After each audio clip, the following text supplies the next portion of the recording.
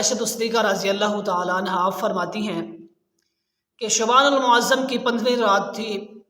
نبی کریم صلی اللہ علیہ وآلہ وسلم میرے پاس موجود تھے، تو ہم سکون فرما گئے، ہم سو گئے، تو پھر میری آنکھ کھولی تو میں نے دیکھا کہ نبی کریم صلی اللہ علیہ وآلہ وسلم بستر مبارک پر تشریف فرما نہیں ہیں۔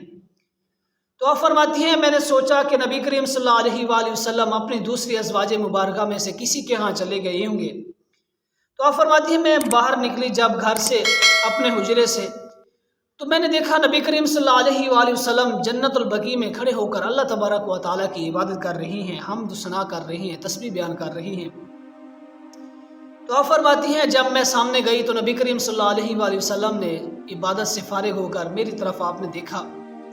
اے ابو بکر کی بیٹی، کہ اللہ تبارک و تعالیٰ کے محبوب نے تیرے ساتھ ناانصافی کی ہے، تو کیا سوچ رہی تھی؟ تو حضرت عائشہ صدیقہ رضی اللہ تعالیٰ عنہ فرماتی ہیں میں نے عرض کیا یا رسول اللہ میں نے یہ گمان کیا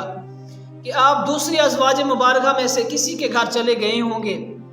تو نبی کریم صلی اللہ علیہ وآلہ وسلم نے ارشاد فرمایا کہ عائشہ میرے پاس جبریل آیا اور اس نے آ کر عرض کیا کہ یا رسول اللہ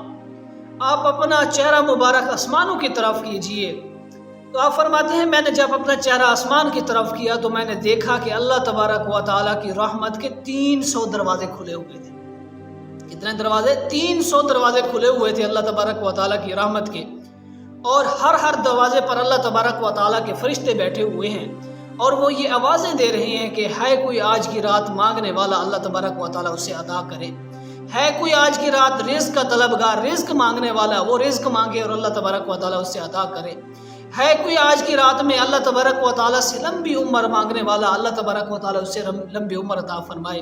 ہے کوئی آج کی رات میں صحت مانگنے والا کہ اللہ تبارک و تعالیٰ سے مانگے اور اللہ تبارک و تعالیٰ اسے عطا کرے، ہے کوئی اللہ تبارک و تعالیٰ کی بارگاہ میں آج علم مانگنے والا وہ اللہ تبارک و تعالیٰ سے مانگے اور اللہ تبارک و تعالیٰ اسے عطا کرے، ہے کوئی اللہ تبارک و تعالیٰ کی بارگاہ میں اس چیز کا طلبگار کہ وہ اپنے گناہوں پر شرمندہ ہو کر گناہوں سے اللہ تبارک و تعالیٰ سے مغفرت مانگے اور اللہ تبارک و تعالیٰ اس کی مغفرت فرمائے۔ تو آپ فرماتے ہیں یہ طرح طرح کی آوازیں فرشتے دے رہی ہیں۔ تو آپ فرماتے ہیں میں نے حضرت جبریل سے پوچھا کہ جبریل بتاؤ کہ یہ کب تک دروازے کھلے رہیں گے؟ تو جبریل علیہ السلام نے عرض کیا یا رسول اللہ صبح صادق تک یہ دروازے کھلے رہیں گے، اور اس طرح یہ رحمت کے جو فرشتے ہیں یہ آوازیں لگاتے رہیں گے۔ تو دیکھیں بھائیو، ہم سے لوگ پوچھتے ہیں کہ یہ شب برات کیا ہے، تو یہ یہاں پر ایک میں عقلی آپ کو مثال دینا چاہتا ہوں، سمجھانا چاہتا ہوں آپ کو کہ شب برات یہ ہے، اس کی مثال اس طرح ہے کہ جب کوئی بازار کے اندر کہیں پر کوئی فقیر جائے نا مانگنے کے لیے، تو وہ مانگتا ہے وہاں پر جا کر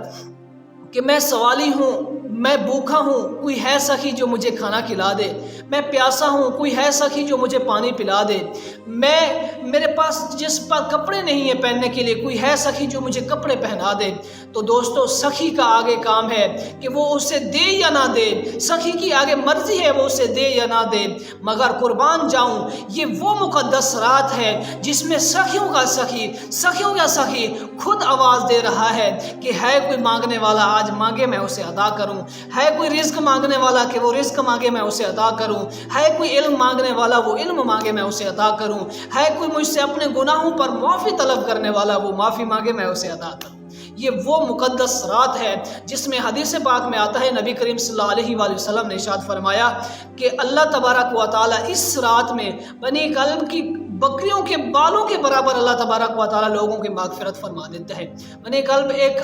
قبیلہ تھا عرب کا جو کہ بہت ہی زیادہ مشہور تھا، اور اس قبیلے کے اندر جو بکریاں ہوتی تھیں وہ کم از کم 50,000 سے زیادہ بکریاں ہوتی تھیں وہاں پر ان کے پاس، اور بکریوں کے زیادہ بال ہوتے تھے۔ میں ایک بکری لا کر آپ کو دوں اور اسے کہوں آپ لوگوں کو کہوں کہ اس کے بال گنو تو یقیناً آپ لوگ نہیں گن پائیں گے، اور پھر سوچیں آپ وہاں اتنا زیادہ بکریاں اور ان کے کتنا بال ہوں گے، ان سے بھی بڑھ کر اللہ تبارک و تعالیٰ لوگوں کی زیادہ مغفرت فرما دے گا۔ تو یہ بہت ہی مقدس رات ہے، بہت ہی اعلیٰ ترین رات ہے، یہ سو کر نہیں گزارنی میرے بھائیوں اور بہنوں، اس کو اللہ تبارک و تعالیٰ کی یاد میں گزارنا ہے، اللہ تبارک و تعالیٰ کی حمد و ثنا کرتے ہوئے حضور صلی اللہ علیہ وآلہ وسلم پر درود و سلام پڑھتے ہوئے گزارنا ہے۔ یہ خود بھی یہ نیک کام کرنا ہے، ان چیزوں پر عمل کرنا ہے، اور دوسرے بہن بھائیوں کو بھی اس کی تلقین کرنا ہے۔ اگر آپ اپنی فیملی کے سربراہ ہیں تو آپ کا حق بنتا ہے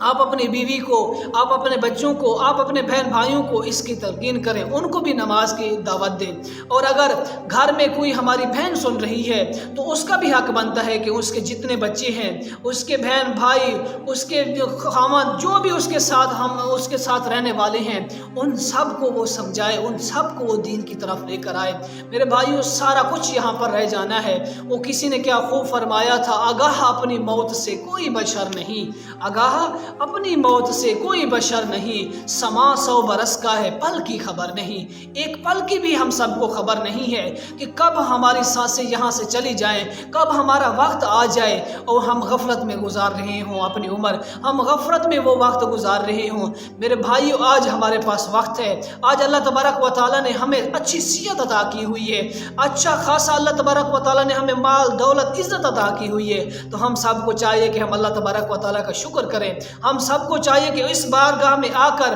ہم اللہ تبارک و تعالیٰ سے معافی مانگیں، اور اللہ تبارک و تعالیٰ سے جب یقیناً آپ معافی مانگیں گے تو اللہ تبارک و تعالیٰ قبول فرمائے گا۔ وما علیہ